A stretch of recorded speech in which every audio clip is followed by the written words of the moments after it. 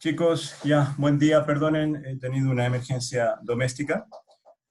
Vamos a comenzar, ¿me están escuchando, no? Sí, Ya, profe, sí. mil disculpas de nuevo, esto no es común de que yo me atrase en mis clases. De nuevo, mis disculpas. Vamos a comenzar con la clase que tenemos para hoy. Vamos a seguir ahora con los casos de estudio, ¿sí? Bien, nosotros habíamos quedado en particular en esto la clase pasada. Así que vamos a seguir con el tema de Bueno, me alegra saber que no soy el último que está ingresando, no sé si ven, pero está ingresando un nuevo compañero. Bien, vamos a la clase pasada, nosotros habíamos hablado ya del primer caso de estudio, que es la localización, y cómo lo íbamos a resolver con el filtro de Kalman. Nosotros hemos llegado acá a una serie de ecuaciones un poco complicadas. Yo les había hablado acá de lo que era la propagación de la covarianza, ¿sí? Y habíamos utilizado una técnica súper lineal acá, de hecho la técnica lineal, que luego nosotros podemos ver que esta técnica surge o se deriva a partir del filtro de Kalman. Bien, entonces lo que quiero es que, como caso de estudio que vamos a ver hoy, es utilizar el filtro de Kalman para implementar, queremos implementar el filtro de Kalman a partir de la odometría, ¿sí? Ese es el primer caso de estudio que vamos a resolver. Ya tenemos los modelos que los desarrollamos de los jacobianos y demás, que los desarrollamos en la clase pasada, que están acá, que se los voy mostrando. Lo que quiero que hagamos es, nosotros tenemos ahora este robotito, que es el uniciclo, ¿sí? Vamos a comenzar con este porque es el más sencillo de todo. El modelo continuo lo tenemos acá. No se olviden, X punto, Y punto y θ punto corresponden a las velocidades del robot, donde X, Y, θ corresponden a la pose del robot en un sistema de coordenadas global. Tenemos que la velocidad en X es v coseno de θ, donde v es la velocidad lineal del robot, la velocidad en Y es v seno de θ, y por último la velocidad rotacional igual a W u omega, dependiendo de la simbología que utilicemos. Abajo tenemos la discretización por Euler, pero recordemos que para que esta discretización funcione, este tiempo tiene que ser lo suficientemente pequeño. Hay una cosa tal vez que no les dije yo, que tiene que ver con el tiempo de sampling que se utiliza en robótica. Por lo general, el tiempo de sampling, chicos, que nosotros utilizamos es de 0.1 segundos. Cuando trabajamos en 0.1 segundos, esto no es un estándar, sino una convención de decir de que estamos trabajando en tiempo real. Por supuesto, esto es en robótica de laboratorio o en aplicaciones donde se requieran bajas velocidades, porque por 0.1 segundos significa que el sistema está en lazo abierto. Eso es peligroso.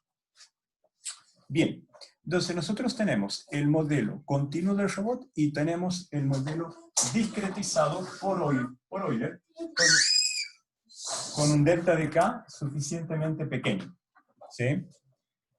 Un tiempo de sampling suficientemente pequeño. Bien, dicho esto, fíjense que este es el modelo de nuestro proceso, el modelo que describe el movimiento del robot. Este modelo, chicos, es no lineal. Nosotros tenemos que el modelo del proceso, este es de K más 1, lo voy a corregir inmediatamente.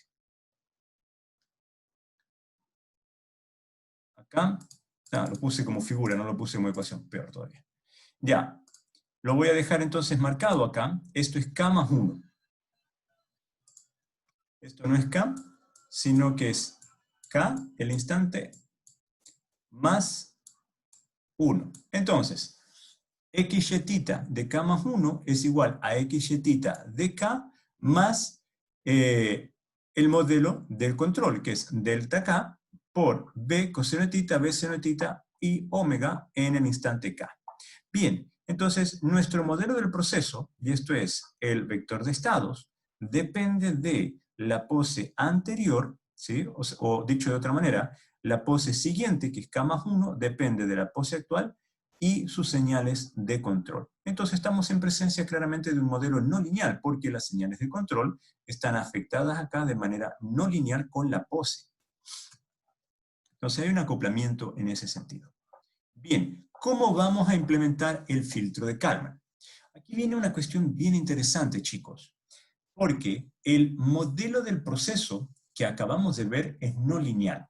Pero fíjense, o al menos veámoslo acá en la presentación, de que, como lo dijimos la clase pasada, cuando encontramos el modelo de los sensores en realidad son encoders que están leyendo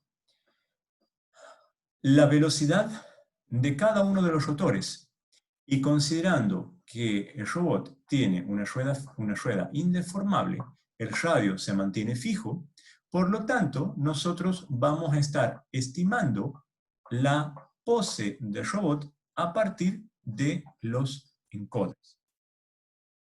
Esta estimación puede ser considerada inclusive como un modelo lineal en la medición, y ya lo vamos a ver por qué.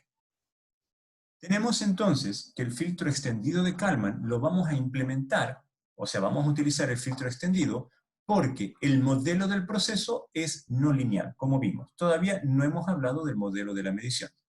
Entonces, al momento de implementar el filtro de Kalman, nosotros tenemos la ganancia, donde H es el jacobiano de la medición. Nosotros todavía no lo conocemos a ese jacobiano, lo vamos a desarrollar. Tenemos que debemos conocer el P, o sea, para poder calcular esta ganancia tenemos que conocer cuál es el P inicial. Tenemos que conocer cuál es la matriz de covarianza de la medición. Tenemos que luego leer la odometría, calcular el vector de innovación, en este caso a partir de la función h, ya vamos a ver de qué se trata, corregir el vector de estados, para eso nosotros necesitamos conocer cuál es el valor inicial que le estamos dando a la pose del robot, corregimos la covarianza, luego aplicamos las señales de control, es decir, movemos, para eso tenemos el modelo del proceso, que es no lineal, y por último debemos corregir nuestra matriz de covarianza. Perdón, predecir nuestra matriz de covarianza. Donde utilizamos acá los jacobianos del modelo del proceso para la estimación de la covarianza. Y por supuesto tenemos la matriz de covarianza Q asociada al error en el modelo del proceso. Ese es el filtro. Lo que tenemos que hacer nosotros, chicos, es directamente encontrar las matrices. No tenemos que desarrollar el filtro ya está desarrollado y es este algoritmo que está acá. Lo que tenemos simplemente es que encontrar las matrices que hacen a la implementación del filtro extendido de Kalman para la odometría de un robot. Entonces, necesitamos conocer Q de K, que es la covarianza asociada al ruido del proceso, conocer R de K, que es la covarianza asociada al ruido de la medición, y en ese caso nosotros lo tenemos, porque estamos hablando de los encoders de nuestro robot. Pero si estuviéramos trabajando, por ejemplo, con láseres, o con cámaras, o lo que sea, tenemos que calcular entonces cuál es la covarianza asociada a la medición aportada por nuestros sensores. Tenemos que establecer cuál es el estado pose inicial, y también conocer cuál es la covarianza inicial. Recordemos, chicos, que el estado inicial, esto es una contradicción, es perfectamente conocido, porque nosotros lo seteamos. Usualmente el robot comienza en 0, 0, 0. Pero la covarianza inicial, a pesar de que nosotros conocemos con exactitud dónde está el robot, porque es un criterio nuestro, la covarianza inicial para que funcione el filtro de Kalman no puede ser 0, no puede ser una matriz nula. En ese caso, el filtro de Kalman nunca va a funcionar. Entonces tenemos que inflar la matriz de covarianza, como les dije en la clase pasada. La inflación que se le hace a la matriz de covarianza es en su diagonal principal nada más. No necesitamos que sea una matriz balanceada. Necesitamos conocer el jacobiano del modelo del proceso respecto a X, que ya lo obtuvimos en los desarrollos anteriores de la clase pasada. Lo tenemos acá, de hecho, este es el jacobiano del modelo del proceso. Y tenemos que encontrar el jacobiano del modelo de la medición, que de hecho podría ser este que tenemos acá, que es bien complicado. Entonces tenemos el jacobiano del modelo de la medición respecto al vector de estados, y por último el jacobiano del ruido. Ahora, yo les recomiendo, chicos, por favor, que el jacobiano del ruido del proceso sea siempre una matriz identidad. Porque caso contrario, ustedes están derivando respecto al ruido y podemos tener ruidos filtrados. Y los ruidos filtrados siempre son complicados. Podemos inclusive perder la gaussianidad. Como este es un filtro que nosotros estamos implementando, entonces podemos asumir que el jacobiano del ruido del proceso es la matriz identidad nada más. Entonces, ¿cómo podemos implementar el EKF para la localización basada en odometría? Entonces yo lo tengo ahí en el cartelito que dice pizarra, porque nos vamos a ir ahora a tratar de derivar cada una de las matrices que nosotros estamos necesitando para implementar el filtro de Kalman. ¿Queda claro, chicos, entonces cuál es el problema ahora? El problema es simplemente determinar estas matrices y estos valores para implementar ese algoritmo que está ahí. Insisto, no tenemos que redescubrir la rueda, sino simplemente, como todas las cosas, implementar una estrategia de procedimiento y lo que estamos haciendo nosotros es sintonizar el filtro de Kalman. Bien, para eso, como dije que lo vamos a desarrollar en pantalla, en pizarra, yo no tengo pizarra, así que lo voy a desarrollar en esta herramienta que me gusta mucho de Microsoft. Ya se los comparto. Entonces voy a trabajar con el OneNote. A mí particularmente me gusta mucho utilizarlo. Bien, estamos acá. Lo que nosotros tenemos que hacer, no se olviden, lo voy a escribir acá, de hecho. A ver, lo voy a copiar y lo voy a pegar. Va a ser más fácil todavía. Ustedes no van a ver esto, perdonen. Directamente voy a copiar lo que queremos obtener. Entonces, aquí en el OneNote le voy a pegar. Fíjense, solamente estoy copiando, haciendo capturas de pantalla de las matrices para que no nos olvidemos. O sea, básicamente para que no me olvide nada más. Y me falta la otra, y estoy listo. Acá. Y eso. Esto lo que estoy haciendo es simplemente para que me ayude a mí y pueda seguir. Fíjense que tenemos entonces, aquí están las matrices, las logran ver, ¿verdad? Q, R, X hat corregido, P hat corregido para el instante cero, el jacobiano el modelo del proceso, y luego el jacobiano el modelo de la medición, y el jacobiano del modelo de ruido. ¿Estamos hasta ahí? ¿Me logran ver? Sí. Sí, sí. Ya, excelente. Entonces vamos a pasar ahora a escribir. Esto es lo que a mí me gusta ya directamente hacerlo en pizarra, así que vamos a ver cómo me sale. Es la primera vez que lo voy a hacer así online, así que vamos con paciencia. Oh.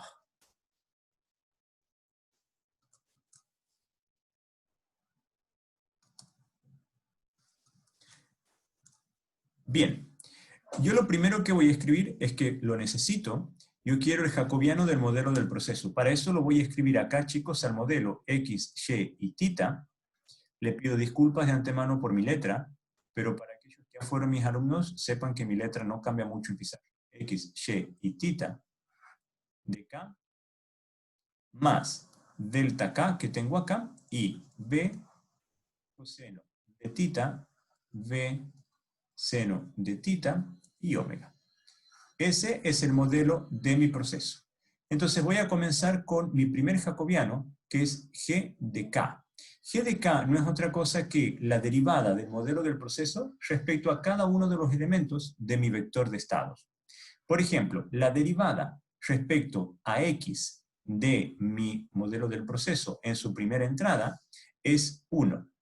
La derivada respecto a X es 1, la derivada respecto a Y es 0, y la derivada respecto a θ, ¿cuánto es, chicos?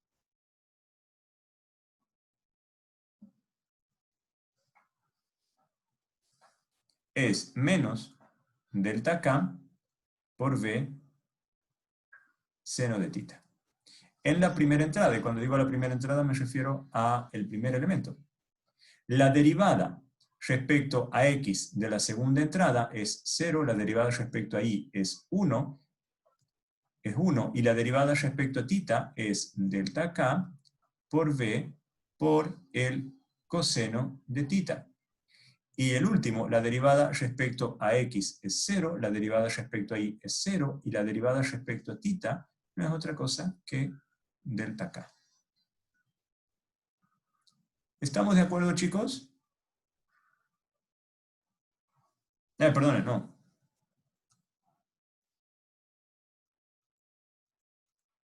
Ya, la derivada respecto a θ no es otra cosa que 1.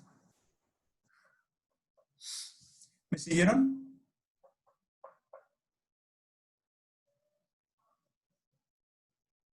¿Aló? Sí, profe, sí. Gracias, Cristóbal. Ya. Entonces ya tenemos la primera matriz que vamos a necesitar para nuestro algoritmo. ¿Sí? Lo otro es establecer el estado inicial, dice. Entonces, bueno, yo voy a establecer mi estado inicial, x en 0 igual a 0, 0, 0. Ese es el criterio que adopto. Podría haber adoptado cualquier otro criterio. Y voy a adoptar un criterio similar. Este es más en 0. Este es más, ¿sí? Y voy a asumir que tengo 1, 1 y 1. Una matriz diagonal de 3 elementos. ¿Por qué hago eso? Bueno, porque está en mi criterio. Yo quiero una sintonización que me permita converger rápido, ¿sí? Pero que no me genere problemas de suboptimalidad respecto a la estimación.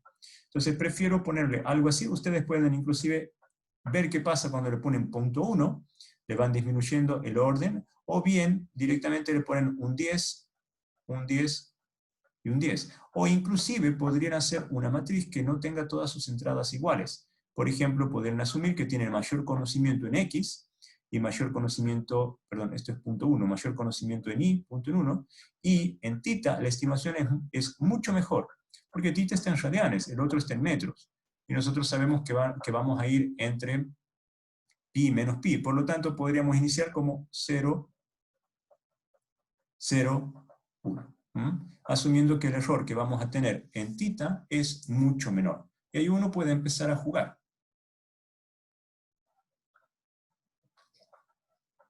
Ese es el ruido del proceso. Entonces yo tengo inicializado, fíjense, ya tengo este listo, ya tengo este listo, ya tengo este listo. Ahora me dice este Q, ¿sí? Que yo tengo que establecer una covarianza asociada al ruido del proceso. Bueno, ¿saben qué? Yo a Q, el ruido del proceso, si vemos en el modelo, este modelo en realidad tendría que tener un ruido acá que le vamos a llamar eta, punto y coma. Este eta es de 3 por 1. Entonces Q, yo a Q tranquilamente, yo no la conozco, ¿sí? Ya tengo P, que es la matriz asociada a la matriz de covarianza asociada al proceso de corrección. Entonces Q yo podría tranquilamente hacerlo igual a P, o bien yo podría arriesgarme y decir que el error en mi modelo es lo suficientemente pequeño como para descartarlo. Este es el error que yo tengo en mi modelo, ¿sí? ¿Esto es descabellado? No, no es descabellado, porque cuando delta t tiende a 0, delta k tiende a 0, mi modelo discretizado tiende al modelo continuo, que es el modelo correcto de la cinemática de nuestro robot uniciclo. Entonces, puedo asumir que el ruido del proceso es relativamente bajo. Lo que podría pasar, por ejemplo, es que de pronto ustedes tengan que quieran, como ruido de proceso, asignar el ruido que tienen en las señales de control. Eso muchas veces ocurre, ¿saben? Porque cuando nosotros emitimos una señal de control, que en algunos casos llega a ser analógica, de la conversión de digital a analógica, nosotros vamos a perder información en el dominio digital. Entonces, puede suceder que ustedes ya tengan algún conocimiento a priori de cuál va a ser el error que van a tener en el proceso. Definitivamente, cuanto delta de K sea mayor, Q va a ser mayor. Pero bueno, asumamos acá que tenemos un Q relativamente pequeño, no hace daño de hecho, y para lo que hace a nuestro filtro de Kalman, un Q con esta sintonía es suficiente. Yo los invito a variar esto y pongan, por ejemplo, en vez de 0.1, pongan 0.1 y vean qué va pasando. En realidad el ruido del proceso está asociado al modelo que estamos utilizando. Si el modelo es bueno o es malo nada más, y si V y W están aportando ruido. Entonces ya tenemos Q. Falta ahora definir R. R es la matriz de covarianza asociada a la medición. Ahora, nosotros, cuando estábamos implementando el filtro de Kalman, cuando estábamos implementando el modelo, yo voy a hacer otra captura de pantalla y la voy a traer acá. Quiero mostrarles cómo nosotros habíamos interpretado el ruido del proceso. Acá. Entonces ahora les voy a, fíjense, les pongo esta, ojalá la...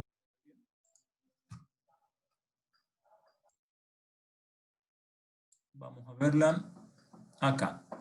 Tenemos entonces, fíjense chicos, que nosotros ya habíamos empezado a trabajar con una matriz de covarianza asociada al error que había en los encoders. Y nosotros podríamos generar entonces, a partir de esa matriz de covarianza, la propagación, que de esto vamos a volver bastante más adelante, la propagación del ruido en la matriz de covarianza del encoder a la covarianza en la pose. Ahora, como estamos trabajando con odometría, nosotros en vez de hacer todo esto, podríamos simplemente proponer R de K igual, ojo, a una matriz que contemple los errores asociados. En este caso yo siempre recomiendo los errores absolutos, ¿sí? Las cotas máximas que puede tener nuestro error en X, nuestro error en Y y nuestro error en θ, ¿sí? Cuando yo me refiero a la cota máxima es porque, y un error absoluto, es porque estoy asumiendo el error instantáneo, no estoy asumiendo el error acumulativo. Entonces, para un instante cualquiera dado, el error que voy a tener en mis encoders, cuando convierta la medición de mis encoders en X, Y, θ, puede ser, por ejemplo, que tenga un error de 10 centímetros en X. Bueno, esto es la covarianza, ¿sí? La raíz cuadrada, esto debe ser para que sea la desviación estándar. Luego, un error de 0.1 en Y en θ, chicos, siempre lo voy a asumir menos. Y esto es simplemente porque θ va entre pi y menos pi, mientras que X y Y pueden ir en metros.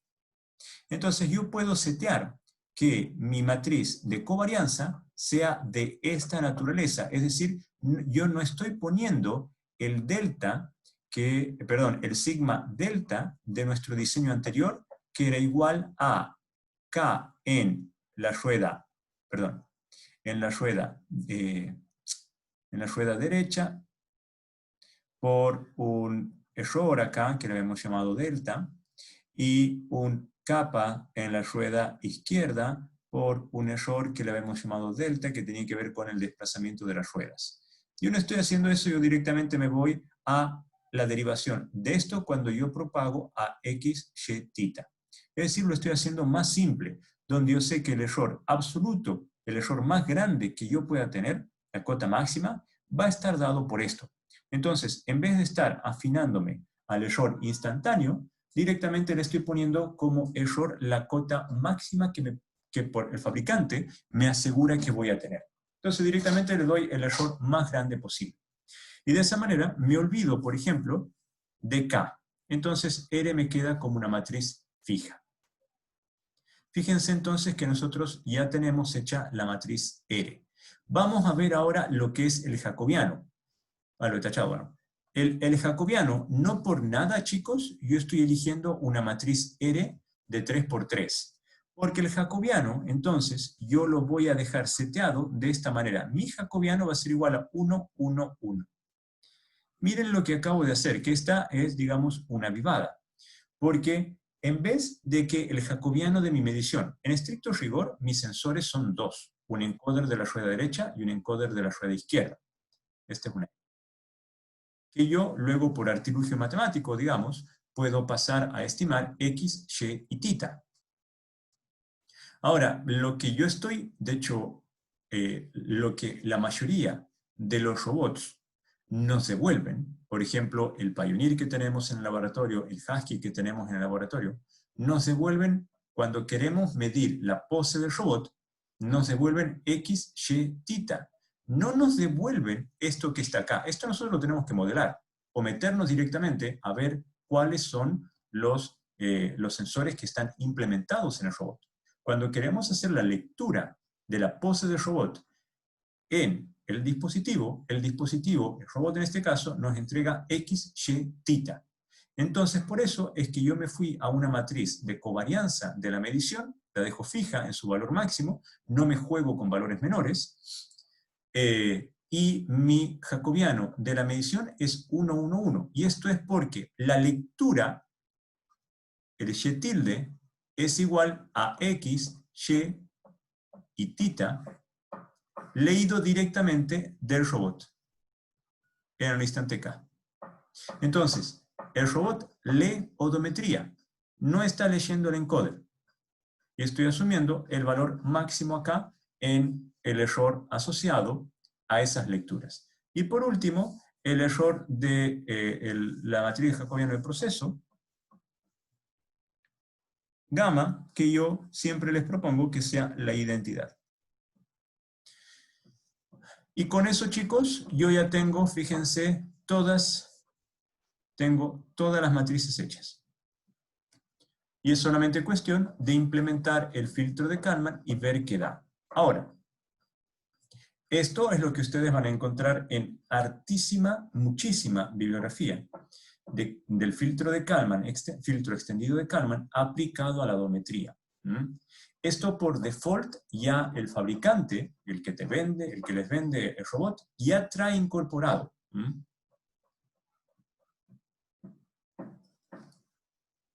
Porque lo que hace este filtro, al final de cuentas, los únicos errores acá que a nosotros nos molestan son Q y R. Entonces lo que hace este filtro de Kalman es minimizar.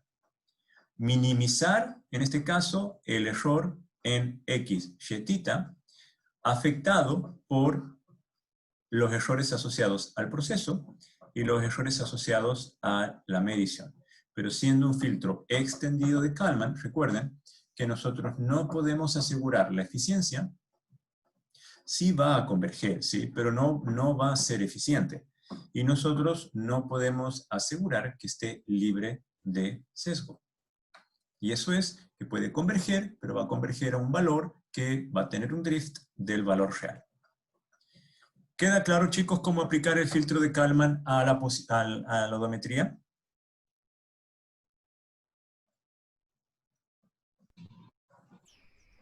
Sí. Sí. Ya, yo creo que no les quedó claro, pero, ¿saben? Les dejo como ejercicio. Ah, por cierto, yo revisé el aula y tiene todos los scripts de MATLAB que yo generalmente utilizo. Como les dije en un mensaje, si están necesitando algo más, me avisan, por favor, y se los paso. Yo no tengo ningún problema. Tengo un montón de simuladores, un montón de emuladores que he desarrollado a lo largo de los años. Yo, para que no pierdan tiempo nada más, les dejo lo que es más fácil, porque en caso contrario se tienen que poner a estudiar mi código. Porque yo le puse el emulador, pero nunca hice un manual. Así que, en fin. Esto es lo más fácil y lo primero que uno implementa. Así que yo se los dejo aquí como desafío, no hace parte de la guía, pero, o sea, lo van a tener que implementar, pero en otra instancia. Pero esta es la forma básicamente de trabajar con un filtro de Kalman en lo que hace a la odometría. Y si alguno de ustedes sigue luego carrera de posgrado, no sé cuántos de ustedes estarán en el magíster o en el doctorado, sepan por favor que esto no es tema innovador, es tema viejo.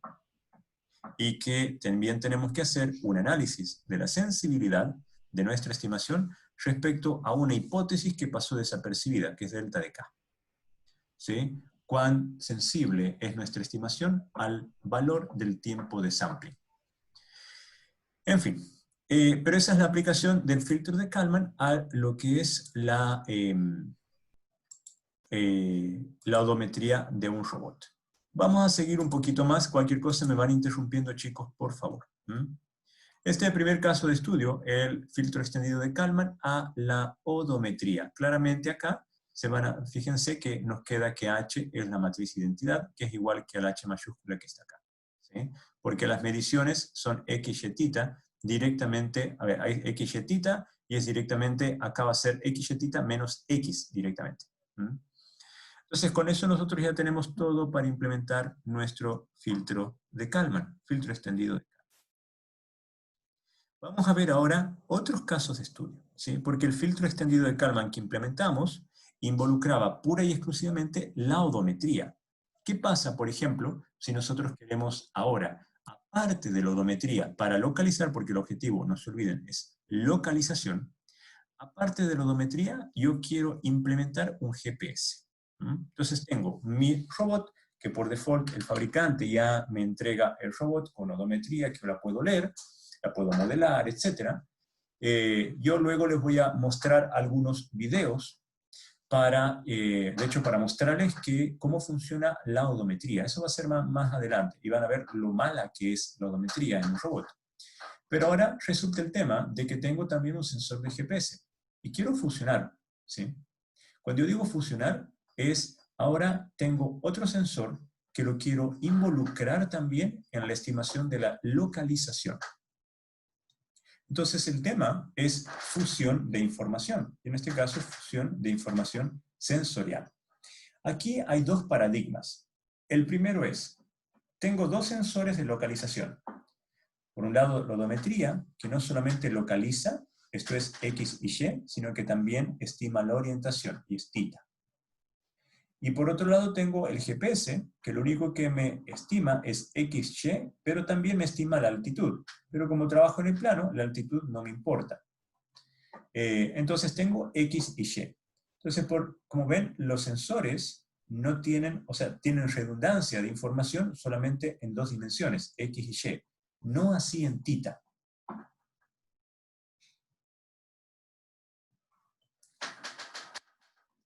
Entonces la idea acá es, por un lado, ver si primero podemos fusionar la información sensorial, la que tenemos de ambos sensores, la fusionamos y la mandamos al EKF, o bien podemos implementar un solo EKF con toda la información sensorial, y el EKF ya devuelve la información sensorial fusionada y con el error minimizado. Vamos a ver los pros y los contras de cada una de ellas. Por supuesto, todo esto a manera simbólica, porque vamos a ver los problemas que esto puede acarrear. Para recordar cómo podemos nosotros fusionar, yo me he permitido acá volver un poquito atrás, ya se los voy a mostrar de hecho, donde tenemos lo que era la fusión. Le voy a hacer la captura de pantalla y volvemos al OneNote para trabajar.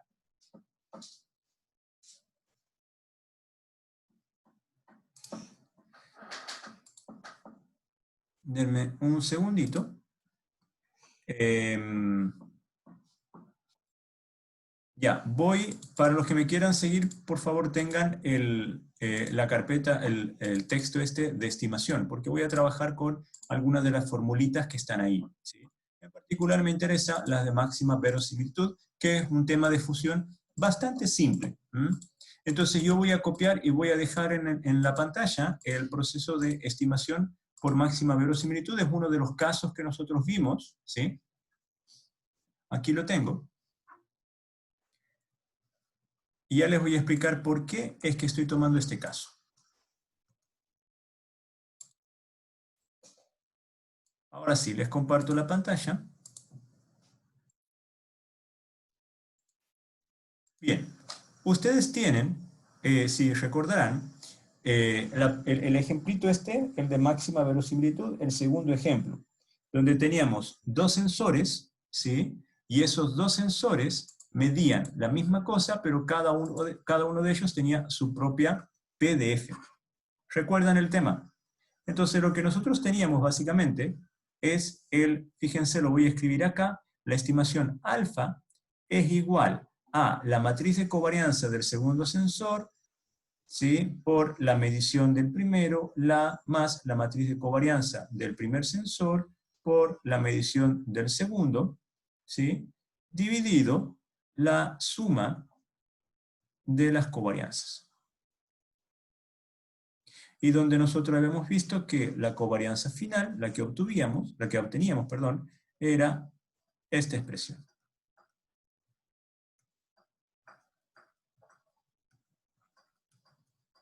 Bien, y esto era cuando teníamos la función de dos sensores que medían la misma cosa. ¿Por qué es que les coloco esto? Y estoy haciendo recurrencia a lo que ya vimos. Porque acá lo que tenemos, por un lado, es la odometría, que le voy a llamar odo, nada más, y por otro lado, el GNSS, que le voy a llamar directamente GPS. Lo que tenemos en la odometría es que esta permite medir X, permite medir Y y permite medir θ. Y el GPS, con cierto procesamiento, que ya vamos a ver de qué se trata, permite medir X, y permite medir Y. Ahora, GPS y odometría son dos sensores que están descorrelacionados, son independientes, ¿sí? Uno no depende del otro. Tal vez uno dependa de sí mismo, por supuesto, porque sabemos que la odometría es en realidad el resultado de lo que se conoce como dead reckoning.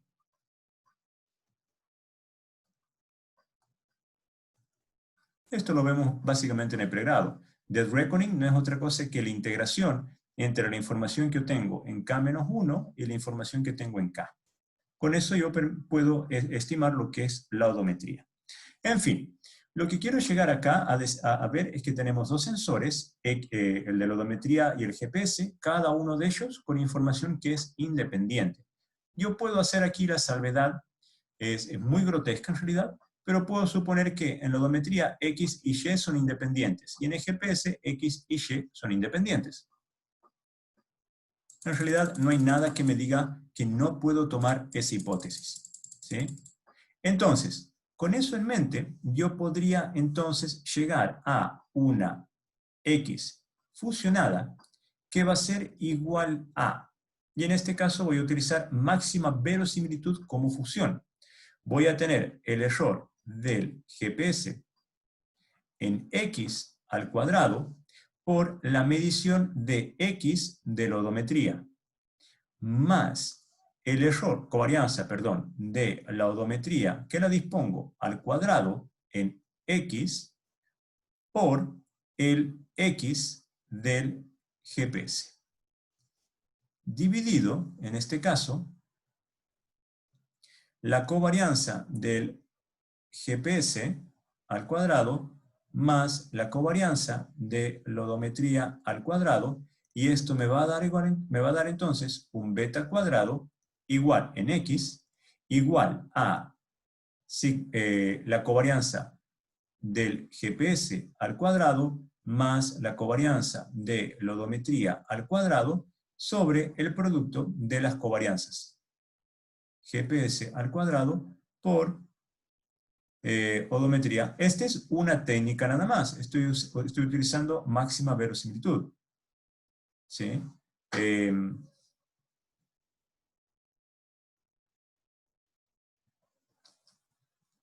Bien, de la misma manera, yo puedo tener Y fusionada con la misma técnica que está acá, que la voy a escribir. Esto es del GPS en Y al cuadrado por Y de la odometría más la covarianza de la odometría en Y al cuadrado por la medición, perdón, de Y del GPS. Y de nuevo esto dividido entre la covarianza del GPS al cuadrado más la covarianza de la odometría al cuadrado. Punto y coma, voy a tener beta de Y al cuadrado es igual, bueno, perdonen, esto es en X en todo caso. Esto es X y esto es X. Y aquí voy a tener la covarianza del GPS en Y al cuadrado más la covarianza de la odometría en Y al cuadrado sobre el producto de esas covarianzas. Del GPS en X al cuadrado, perdón, en Y al cuadrado por la covarianza de la odometría en Y. Y por último, yo voy a tener que mi θ tita fusionada es igual a tita de la odometría. No hay fusión, ¿sí? Porque no tengo elementos en el GPS que me permitan a mí estimar tita. Y ahí hay un tema. Muchos utilizan el GPS para estimar orientación. Pero ya vamos a ver que el GPS lo que estima es ubicación o localización. No podemos estimar, y les voy a mostrar enseguida, no podemos estimar orientación. Y aquí vamos a tener que el beta de tita al cuadrado es igual a la covarianza de la odometría en tita. Entonces, cuando queremos implementar luego de esto el EKF, porque primero fusionamos, entonces vamos a tener por un lado la información de la odometría, por otro lado la información del GPS. Nosotros acá vamos a fusionar, y esta fusión nos va a dar ¿qué cosa? Nos va a dar X en F, Y en F, y tita en F, por un lado, y nos va a dar, por otro lado, la matriz de covarianza, que va a ser beta X cuadrado, beta Y cuadrado, beta tita cuadrado. Estoy asumiendo diagonal, nada más la matriz, porque asumí independencia, y todo esto luego lo vamos a mandar al filtro extendido de Kalman, al EKF. Porque acá nosotros vamos a tener el modelo de X y aquí vamos a tener el modelo de P. No, en realidad el modelo del error de la medición. Aquí vamos a tener la covarianza de la medición. Perdón, ¿dudas, chicos? Fíjense que aquí primero fusionamos y luego fuimos al EKF. ¿Por qué les digo de no utilizar el GPS para poder hacer la estimación de la orientación? Que es algo realmente es algo tentador. Lo que pasa, chicos, y lo voy a hacer con colores, vamos a ver qué tal me queda. Vamos, el GPS, supongamos que tenemos una medición de GPS. La medición de GPS está acá, en ese punto que está ahí. Pero el GPS, supongamos que estamos utilizando un GPS que tiene un error de 1 metro. ¿Por qué no? Porque aquí no le voy a colocar un GPS que tiene un error absoluto de 0.1 centímetros, que es el que nosotros tenemos en mi laboratorio. Aquí es interesante, chicos, en la fusión, como utilizamos máxima verosimilitud, fíjense que la propia ecuación que estamos utilizando le da importancia solamente a las mediciones con menos covarianza. Y el hecho de utilizar un GPS combinado con un error de odometría, no se olviden que el error de odometría es incremental. A medida que nos movemos va aumentando, lo mismo en la clase pasada. El error de GPS es absoluto. No importa cómo nos movamos, el error va a ser el mismo. Entonces, lo que va a suceder es que si el error de odometría llega a ser tan grande que supera al error de GPS, entonces el error de GPS va a absorber el error en la fusión. Siempre vamos a estar minimizando el error. Acá lo que tenemos es que en este punto, en azul que dejé acá, es nuestro GPS. Nuestro GPS supongamos que tiene un error de 1 metro. Entonces, la elipse de covarianza, que ya vamos a ver cómo se grafican, bueno, esta es, supongamos, una elipse de covarianza, es esta medición. Significa que en el radio de 1 metro, yo no puedo hacer otra medición de GPS. Porque si hago otra medición con el GPS, lo que va a pasar, chicos, es que voy a tener esto. Supongamos que acá yo decido hacer otra medición. Esa medición va a tener la misma elipse de incertidumbre. ¿Sí? Bueno, son iguales, ¿sí? Entonces lo que sucede es que nos queda toda esta región de pura incertidumbre. Hemos hecho una estimación dentro de la elipse de incertidumbre. En realidad no hemos generado información. Para que esto funcione, nosotros tenemos que tener nuestra medición de GPS con su error asociado. Este es el error de 1 metro. Luego de 1 metro, yo tengo, o al menos 1 metro más, yo tengo mi otra medición. Y esa otra medición tiene la misma elipse de covarianza asociada. ¿Por qué es que yo les digo que no sirve de nada estimar la orientación utilizando el GPS? Porque en realidad, chicos, cuando yo les digo, esta es la posición real y este es el error. Entonces la medición de GPS puede caer en cualquier punto. Supongamos que cae acá, en este punto que está acá. Esta es la medición que me da el sensor para el instante K. Este es el instante K más 1. El sensor me da una nueva medición acá. Entonces, si nosotros asumimos, fíjense, El movimiento real ha sido horizontal, por lo tanto, θ. Pero sin embargo, si nosotros queremos calcular θ directamente a partir del arco tangente entre la medición que tengamos del GPS en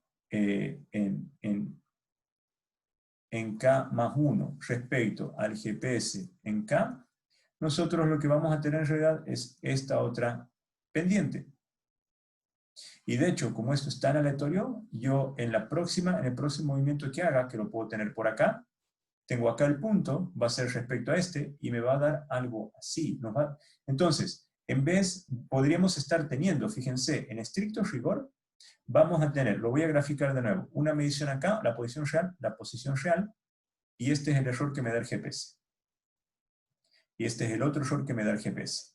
El error en la orientación me va a dar por estos hiperplanos tangentes a ambas elipses de covarianza. Ese va a ser el error que vamos a tener en la orientación. ¿Dudas, chicos?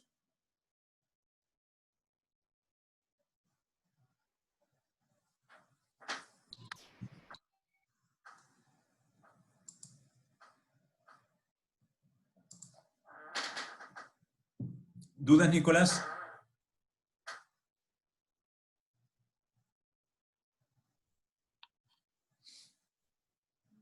Ya. Chicos, necesito saber si me van siguiendo. Ya. Ok.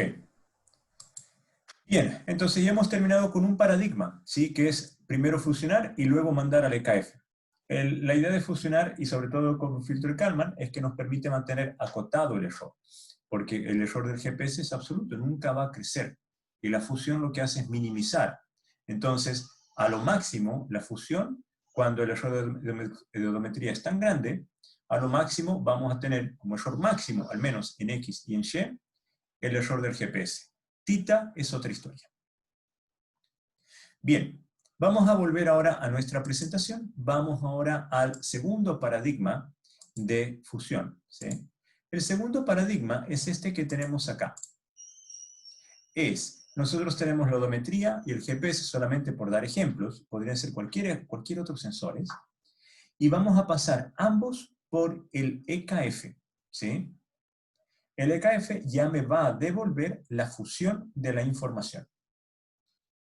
Entonces, fíjense que el paradigma ahora es otro. Vamos a meter todos los datos dentro del EKF y todos esos datos debiesen ser procesados por el mismo EKF generándome una función. De hecho, el EKF, según el punto de vista, es también un estimador de máxima verosimilitud. Vamos entonces con ese nuevo paradigma a generar nuestro estimador. Vamos de nuevo a la otra cuestión, a la pizarra, digamos. Y vamos a trabajar. Volvamos un poquito arriba. ¿Qué ecuaciones estamos necesitando? La misma que la vez anterior, ¿sí? Lo que cambia ahora es que nosotros tenemos varios sensores. Entonces voy a escribir de nuevo lo que es el modelo del proceso, el modelo de la medición, los jacobianos, etc. Entonces no es empezar de cero, pero vamos a dejarlo clarito por acá. Entonces lo que tenemos es X, Y y θ. Ese es nuestro proceso de K más 1 es igual a X, Y y θ de K más delta K, B coseno de θ, B seno de θ y omega. Eso es lo que tenemos. Es el modelo de nuestro proceso. Tenemos también que el jacobiano asociado a ese proceso, G de K, es igual a 1, 0, menos delta K, B seno de θ, 0, 1, delta K, B coseno de θ y 0, 0, 1. Ese es nuestro jacobiano del modelo del proceso. Ahora, ¿qué pasa con la medición? La medición, por un lado, yo tengo X, Y y θ como la otra vez, dada por la odometría, y tengo las mediciones de X y Y dadas por el GPS. Quiero decir esto, que estos son Shenyú. Estas son nuestras mediciones. Lo que quiero ahora es meter todo esto dentro del filtro de Kalman. Ahora, fíjense que estas dos, el modelo del proceso no cambia. Lo que va a cambiar es el modelo de la medición. Yo necesito encontrar ahora mi famosa matriz H, ¿sí? Que involucre el modelo del proceso, que involucre ambas mediciones. ¿Qué es lo que pasa con la matriz H? Vamos a ver un poco. Ya lo voy a traer. Voy a hacer de nuevo una copia de pantalla y voy a traer acá cuáles son las ecuaciones que nos interesan, ¿sí? Denme un segundito. Voy a ir de nuevo al filtro de Kalman y les voy a traer las ecuaciones.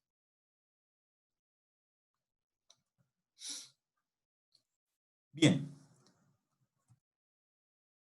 Ha quedado súper chiquitita. Ya.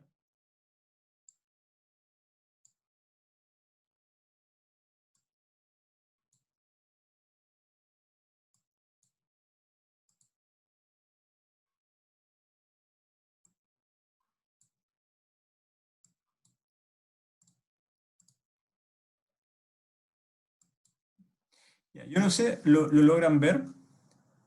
Fíjense acá. ¿Qué es lo que pasa con H?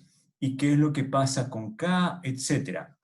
Miren, chicos, aquí el problema que estamos teniendo es que yo me voy a fijar directamente en este vector que está acá, ¿sí? Que es la propuesta de Kalman. Este vector es de 3 por 1, porque mi vector de estados es x, y, θ. Por lo tanto, esto es 3 por 1. Pero mis mediciones, yo tengo 5 mediciones acá. Porque tengo x, y, θ de la odometría y tengo x y y de el GPS. Entonces tengo 5 mediciones en este lado. El vector de innovación no es otra cosa que 5 por 1. Por lo tanto, el vector K de ganancia, la matriz K de ganancia de Kalman debiese ser ¿de cuánta dimensión, chicos? ¿Cuánto creen ustedes?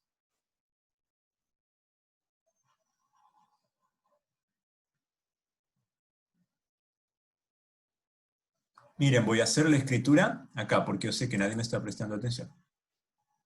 Voy a hacer la escritura acá de las dimensiones. Tenemos que X, ¿sí? El vector de estados, es de 3 por 1. 3 filas, una columna. Tenemos que y tilde, es igual a X, y θ, porque estoy metiendo todas las mediciones juntas, X del GPS y Y del GPS. Por lo tanto, mi vector de mediciones es de 5 por 1. ¿Sí?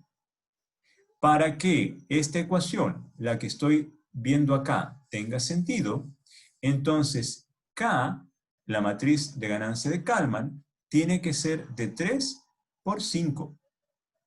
Ahora, si la matriz de ganancia de Kalman es de 3 por 5, yo quiero llegar a lo que es H. Ojo con eso. A lo que es este jacobiano que yo tengo acá. ¿Sí? A esta matriz quiero llegar.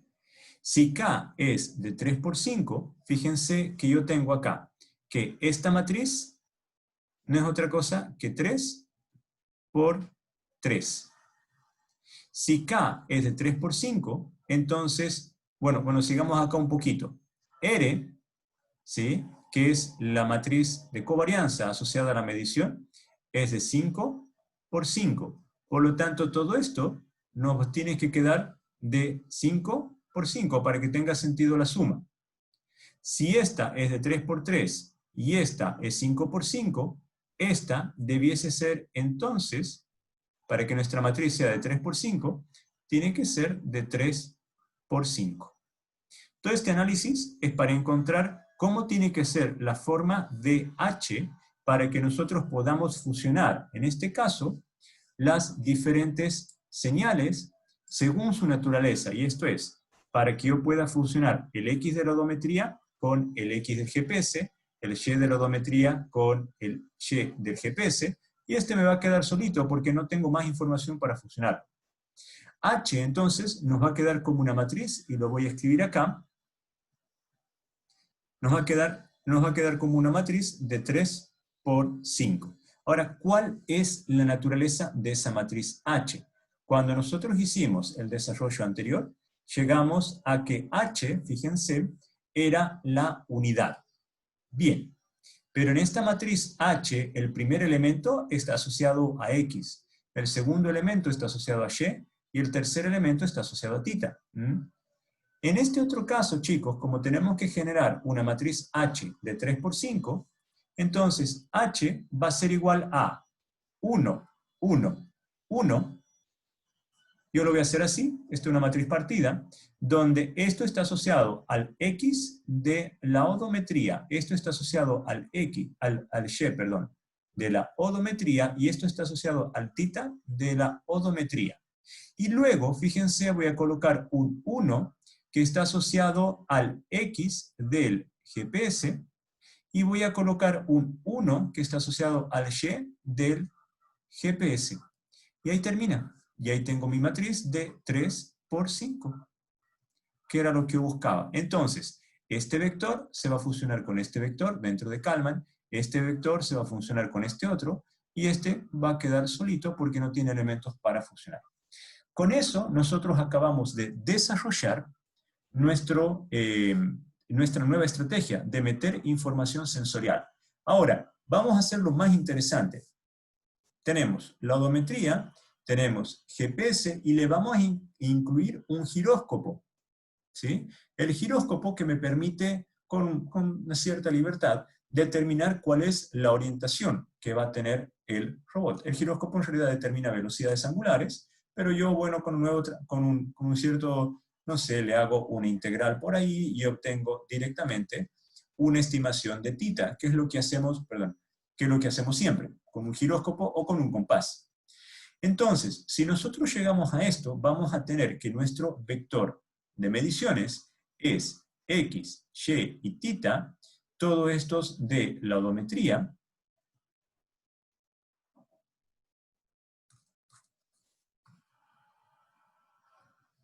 A ver, perdonen, acá, todos estos dados por la odometría. Este es mi vector de mediciones Y tilde, o Y nu, más qué cosa, el X del GPS, el Y del GPS, y finalmente vamos a tener, le estamos agregando un nuevo elemento acá, que va a ser el θ del giróscopo. Y mi matriz H va a quedar, ahora sí, de 3 por 6. 1, 1, 1, correspondiente a la odometría, 1, 1, correspondiente al GPS, y 1, correspondiente al giróscopo. Y así nosotros podemos empezar a agregar más sensores. Total, H lo vamos a ir creciendo en este sentido. El primer elemento de H, la primera línea, está asociada a la primera componente de mi vector de estados. La segunda línea está asociada al segundo componente de vector de estados, y la tercera línea está asociada al tercer componente de mi vector de estados. Y el filtro de Kalman entonces ya me fusiona toda la información. Por supuesto, acá, cuando nosotros queramos, ahora si bien se pone interesante, tenemos que construir la matriz de covarianza de la medición. Entonces, R va a tener el sigma cuadrado de X de la odometría, va a tener el sigma cuadrado de Y de la odometría, el sigma cuadrado de θ de la odometría, el sigma cuadrado de X del GPS, va a tener también el sigma cuadrado de Y del GPS, y por último el sigma cuadrado en θ, pero del giróscopo. Y así yo estoy asumiendo, ojo con esto, que todas mis mediciones son independientes, lo cual no es del todo, bueno, me quedó feita el dibujo, lo cual no es del todo equivocado, porque los sensores entre sí son independientes. Bien, y esa es la estrategia que podemos adoptar. ¿Dudas, chicos?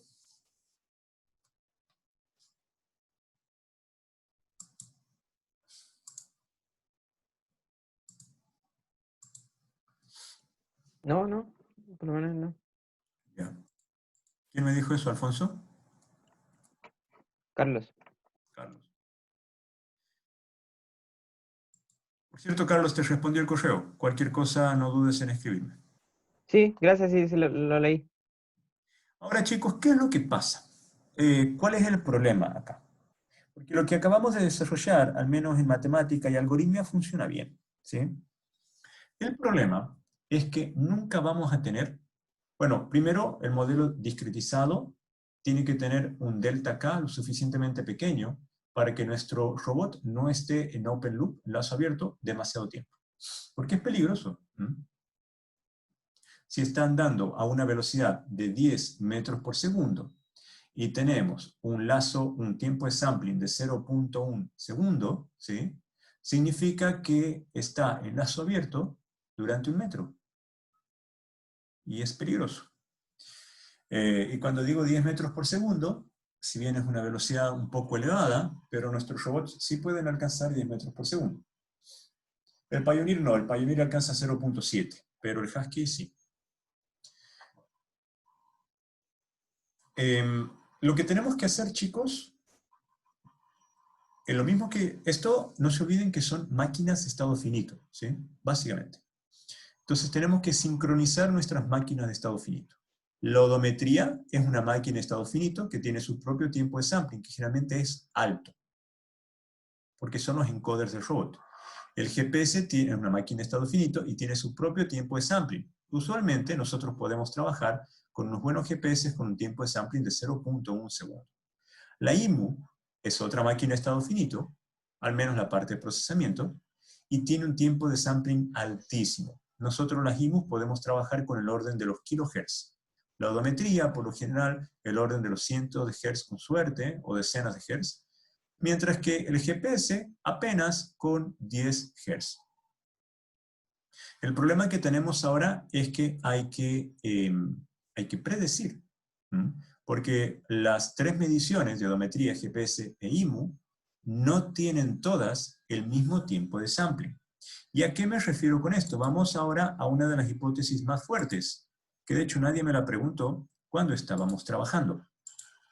En todo momento yo asumí que mis mediciones estaban disponibles en el instante en que yo quería ejecutar el filtro de Kalman. Lo que sucede, chicos, tristemente, en la realidad, bueno, tristemente y por suerte, porque es un desafío para nosotros para implementar, es que podemos tener, por ejemplo, vamos a suponer el instante que el instante de tiempo va de K a K más 1. Pero entre K y K más 1, nosotros podemos tener K más K sub, no sé cómo decirlo, K sub I, K sub J, no sé cómo decirlo, ahora estoy inventando. Pero supongamos que tenemos 0.1 segundos acá. Es lo típico. Entonces tenemos 0.1 segundos de lazo abierto. Este es lo que usualmente nosotros vamos a tener en el GPS. Entonces GPS lo podemos tener sintonizado a que él ponga la propia frecuencia con la que va a trabajar el EKF, porque el EKF tiene que trabajar también a una frecuencia dada. Supongamos que le impone el GPS, pero entre K y K más 1, supongamos en este instante, en este mismo instante, yo tengo una medición de odometría. Luego tengo otra medición de odometría, porque la odometría funciona, supongamos, 10 veces más rápido que el GPS. Y luego voy a tener otra medición de odometría. Y así sucesivamente. Y peor aún, entre 2 instantes consecutivos del GPS, yo tengo mediciones, 1000 mediciones de una IMU o un giróscopo. Voy a tener acá 1000 mediciones. Y hasta acá. Aquí tengo 1000 mediciones, supongamos, aquí tengo 100 mediciones y aquí voy a tener solamente una medición. ¿Cómo puedo trabajar? Bueno, aquí hay diferentes técnicas. Si este K es el que nosotros imponemos al EKF, en nuestro tiempo de sampling, de hecho no tiene nada que ver, porque el EKF, por ejemplo, podría tener un tiempo de sampling menor.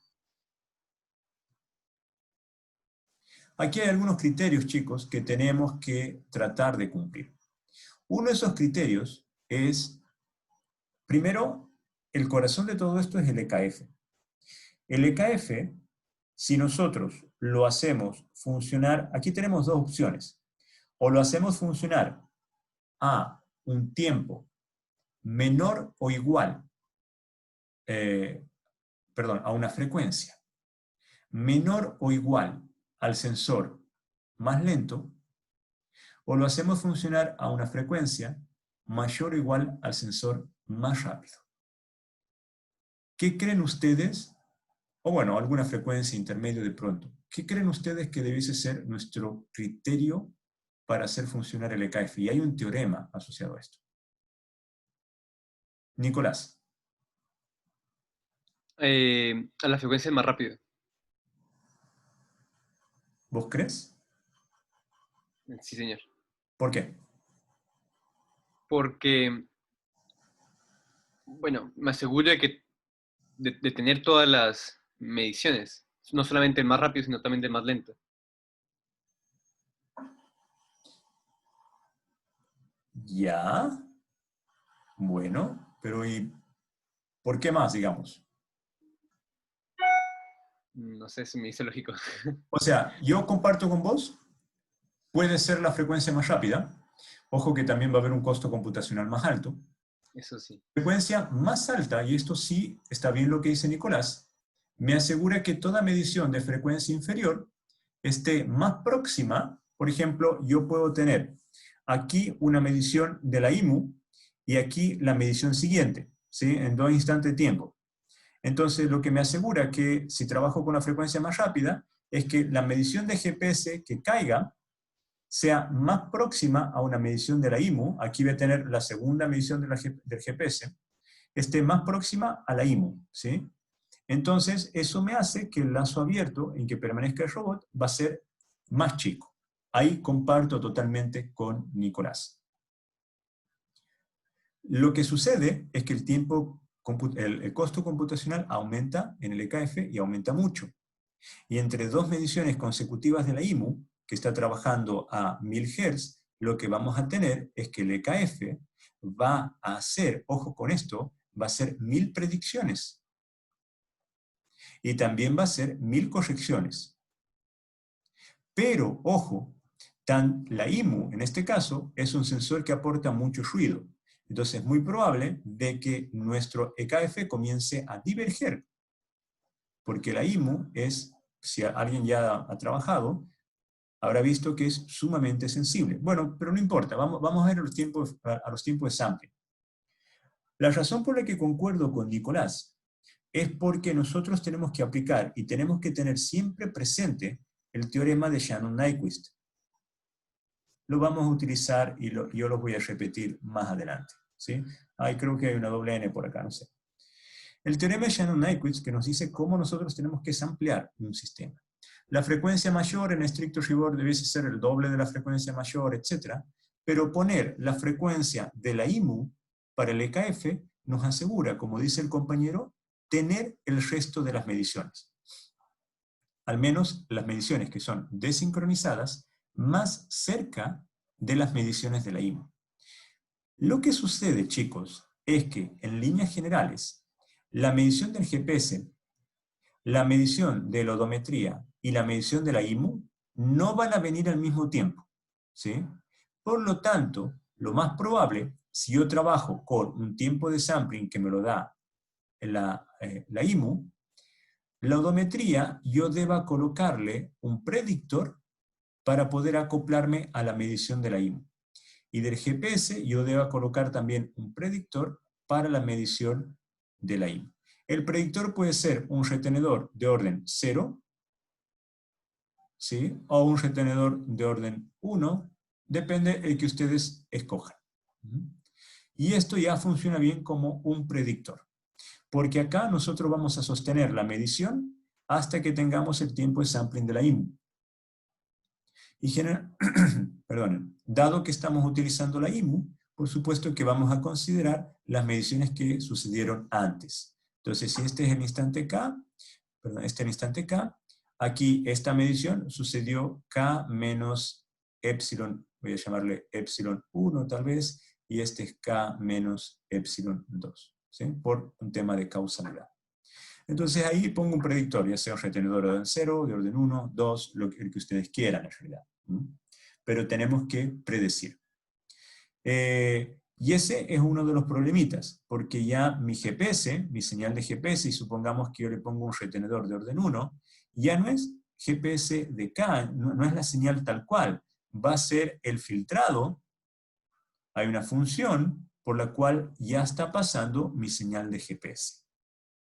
¿Sí? Que es una ecuación bien probable en diferencias. Y eso también afecta a lo que es el error y las matrices de covarianza. Pero es algo que tenemos que poner. Y es por eso que muchos optan, cuando tenemos que poner la matriz de covarianza de la medición, se opta por poner una matriz de covarianza inflada. Porque muchas veces es difícil conocer la covarianza exacta con la que está trabajando el sensor, dado que ahora, por ejemplo, ya lo estamos filtrando. A menos, claro, que ustedes hagan todas las derivaciones matemáticas. Solamente como anécdota, mi estudiante magíster hizo todas las derivaciones matemáticas para estimar la energía de un vehículo a través del GPS. De hecho, se puede. Y bueno, son páginas y páginas y páginas de derivación para tratar de obtener un estimador no sesgado. Y de mínima varianza, por supuesto. Bien. Entonces, como ven, nosotros tenemos opciones acá para trabajar. El predictor, lamentablemente, lo vamos a tener que usar siempre. Lo que usualmente uno hace es ponerle un predictor de orden 0, es decir, un retenedor. Aquí, contrario a lo que dijo Nicolás, yo he puesto la odometría como que es el que determina el tiempo de sampling del EKF, simplemente por una razón. Y es lo que les dije la clase pasada. Hagamos funcionar el EKF cuando tengamos movimiento. Si no se mueve, no hagamos funcionar el filtro. Por eso es la odometría. Si hay cambios en la odometría, va a funcionar el EKF. Y en este caso de la IMU, otra estrategia que se puede tomar, dado que tiene una altísima frecuencia, es hacer un batch de datos, un lote de datos y procesarlos. Si esto funciona a 10 Hz, supongamos la odometría, y la IMU funciona a 1000 Hz, entonces podríamos tomar las 990 mediciones restantes de la IMU y, por ejemplo, sacar el promedio, por decir algo, ¿sí? Sacamos el promedio y ahí también vamos a ir, bueno, no va a ser un estimador muy bueno porque el robot se está moviendo, pero nos va a permitir al menos obtener suavizar el ruido que pudiera presentar la IMU. La IMU es de más alta frecuencia, va a generar más ruido, hay mucho drift en sus mediciones, pero en estricto rigor debiese ser la frecuencia de la IMU la que gobierna el EKF, simplemente por el teorema de Shannon-Nyquist, para no perder información. Ahora yo personalmente les recomiendo hacerlo con odometría, porque hagamos funcionar el EKF siempre que haya un movimiento.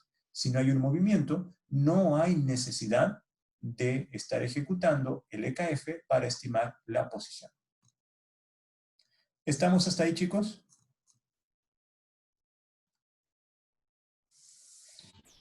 Bueno, la cuestión está acá es, ¿cuál nos conviene usar? Hay muchos, y vamos a ver enseguida un ejemplo. En realidad, chicos, yo no les puedo recomendar un filtro en particular. Toda la familia de filtros gaussianos funcionan de manera similar. La diferencia es en el costo computacional. Ahora, hasta hace unos 10 años atrás, hablar de costo computacional tenía validez. Hoy en día no. O sea, yo en mi propio computador ya tengo una GPU que es millones de veces superior al computador que usaba para hacer estas cosas 5 a 7 años atrás. Entonces, el costo computacional cada vez es menos problema. De todas maneras, todos los filtros gaussianos funcionan aproximadamente de la misma forma. Yo les voy a dar un ejemplo, ¿sí? Este ejemplo lo hice apenas llegué acá a Chile. Este es el Pioneer, el robot que tenemos en el laboratorio. Yo le puse estos stickers acá. Con estos stickers y más una cámara que había antiguamente en mi oficina, que era un laboratorio. La cámara está fija, entonces nosotros podemos determinar simplemente procesando la información de la cámara, la orientación y la posición del robot dentro del plano de la imagen, que era lo que a mí me interesaba. Y la orientación y la posición la sacaba directamente encontrando los centros de masa de cada uno de estos cuadraditos amarillos. Por supuesto, no había nada más amarillo en el laboratorio, era un experimento preparado para probar nada más los filtros gaussianos. Y el robot dio estas vueltitas por el laboratorio. Lo que está en azul es el del reckoning, dicho de otra manera, es la odometría. Ahora lo que tenemos en verde es cómo detecta la cámara al robot. Y luego, en rojo, lo que estima el filtro de Kalman a partir de la imagen. No es el filtro de Kalman de la odometría, sino en la imagen, cómo yo puedo aplicar el filtro de Kalman para estimar el movimiento del robot. Obviamente no coincide lo que es odometría con lo de la cámara. Y no coincide, chicos, porque la cámara nos da mediciones absolutas, mientras que la odometría nos da mediciones relativas que comienzan a diverger con el tiempo. Lo que ustedes pueden ver, lo que está en rojo es la estimación de Kalman, que es más o menos suave. Lo que está en verde es la estimación directamente de la cámara. El estimador tal vez no era muy bueno, la detección de los 5 puntitos de los stickers, pero nos daba posición y orientación. Eso es mejorable siempre. Y por último, lo que muestro en cian, fíjense que es muy cercano, pero también tiene algunos desbordes, como lo que sucede acá, es cuando nosotros queremos utilizar el filtro de Kalman para predecir. A ver, voy a volver un poquito atrás. Vamos a las ecuaciones. ¿Por qué digo utilizar el filtro de Kalman para predecir? Porque en esta parte, chicos, no se olviden que el filtro de Kalman tiene dos componentes, o dos etapas, la predicción y la corrección. Puedo utilizar el filtro de Kalman para predecir K tiempos hacia adelante, sin necesidad de corregir. Yo todo lo que tengo que conocer es cuáles van a ser mis acciones de control. Por ejemplo, si quiero predecir para K más 1, más 2, más 3 y más 4, que es lo que sucede en este ejemplo, ¿sí? Dice aquí 4 pasos, porque estimo dónde tiene que estar el robot, en K más 1, K más 2, K más 3 y K más 4. Sé eso porque yo conozco previamente las señales de control que le voy a dar al robot. Aquí hay una trayectoria que sigue el robot. Entonces puedo saber cuáles van a ser mis acciones de control en los 4 instantes siguientes. Si yo ejecuto la predicción, entonces puedo tener una idea de dónde el robot podría estar. Entonces puedo realmente utilizar el filtro de Kalman no solamente para minimizar errores, para estimar el vector de estado, sino también para predecir qué es lo que va a pasar a futuro. Por supuesto, con un cierto error. Y el error dado por la matriz de covarianza, perdonen que vuelva atrás, por la matriz de covarianza asociada a la predicción. Entonces yo hago una predicción de la media y una predicción de la covarianza n tiempos hacia adelante. Aquí, fíjense, esto es cuando implemento solamente el filtro de Kalman en el plano de la imagen. Cuando asumo que el modelo es no lineal, implemento el filtro de Kalman extendido, que tengo acá, que no me da muchas diferencias en el plano de la imagen. Implemento el filtro descentralizado, que se los dejo a ustedes para que lo lean si tienen tiempo, es otro de los filtros gaussianos, que nos da unos resultados un poquitito mejores. Y por último acá, un análisis del error cuadrático medio en la predicción, que es lo que me interesa en este caso particular, de los diferentes filtros. No está el filtro de información acá, porque me daba iguales valores que el filtro de Kalman, pero sí tengo el filtro descentralizado y otras estructuras más del filtro de Kalman. Lo que sucede, chicos, es que para poder evaluar cuál es el mejor filtro, es que implemento todos y evalúo, por ejemplo, cuál es el error cuadrático medio para la predicción, porque yo conozco dónde está el robot. La información previa que tengo.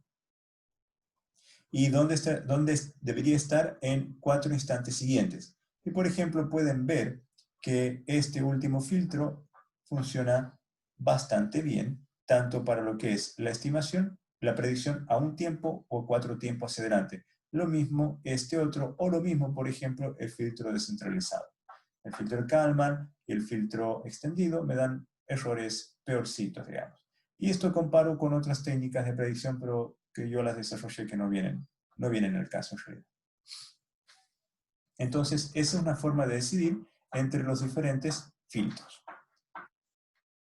Bien, quiero mostrarles ahora, chicos, o explicarles en realidad, que las matrices de covarianza de cualquier variable aleatoria tiene una representación geométrica dada por la elipse o el elipsoide, dependiendo de las dimensiones en las que trabajemos. Si trabajamos en una línea, es solamente un segmento. Si trabajamos en el plano, es una elipse. Y si trabajamos en el espacio, un elipsoide. Lo que tenemos, chicos, es que las matrices de covarianza dan las elipses son una representación gráfica, ¿sí?, de el volumen de incertidumbre. Así de simple. Entonces, esta es nuestra matriz de covarianza. Nosotros podemos construir una elipse, fíjense, esta elipse, y luego, si ustedes quieren, pueden empezar a derivar un poco más, está asociada a los autovalores y autovectores, que son los que marcan las direcciones de la elipse. Pero acá, hecho simple, digamos, el ángulo alfa lo podemos encontrar de esta manera, con esta ecuación, y los radios que vemos acá los encontramos directamente con las covarianzas, las desviaciones estándar de la diagonal principal. Y es 2 veces la desviación estándar, entonces estamos abarcando el 95%. Aquí lo que tiene que quedar claro, chicos, es que esta elipse nos está diciendo, por ejemplo, ¿sí?, que en esta dirección que estoy haciendo acá, vamos a dibujarla. Vamos a dibujarla. La dirección que tenemos acá, en esta dirección, hay menos error que en esta otra dirección. O dicho, uy, que me salió. Perdón, esto me salió horrible.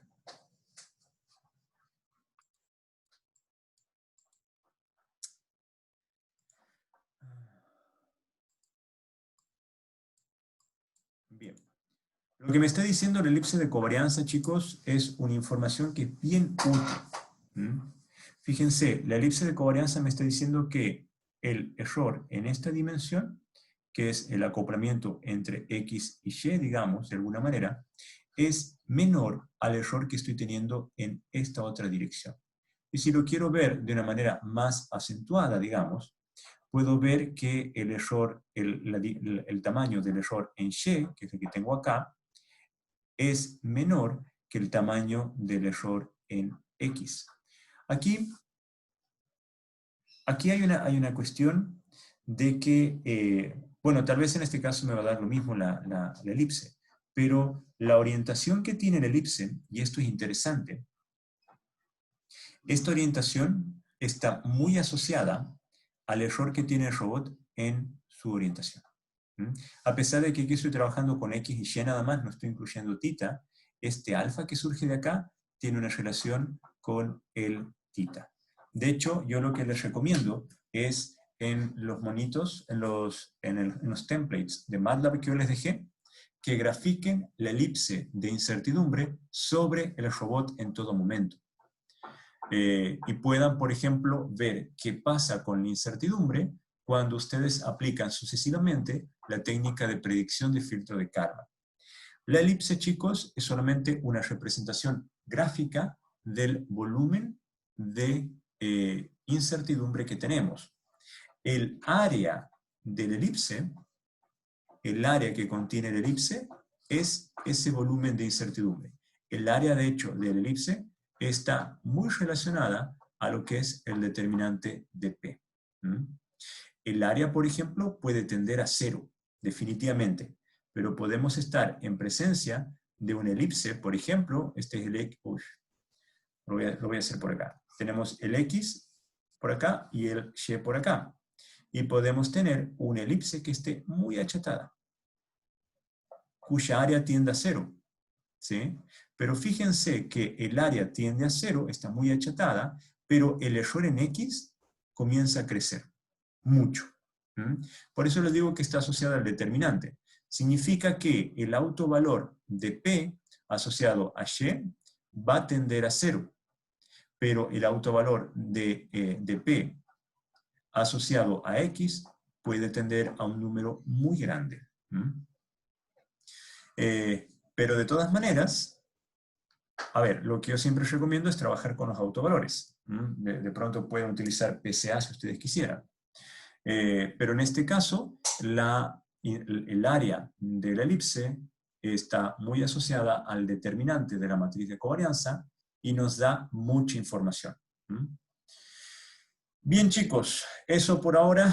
Mañana no, el viernes vamos a seguir. Quiero que veamos el viernes un poco localización absoluta y en particular lo que hace a satélites. Quiero que lleguemos a lo que es mínimos cuadrados para satélites. Y de ahí pasar al siguiente tema, que es el mapeo. Es otro de los problemas asociados a la robótica. ¿Dudas que pudieran tener?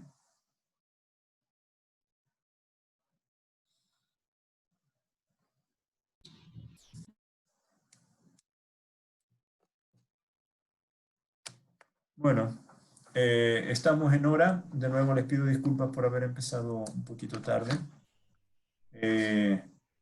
Chicos, lo que vayan necesitando me van avisando, lo mismo para la guía. Y bueno, nos vemos el viernes.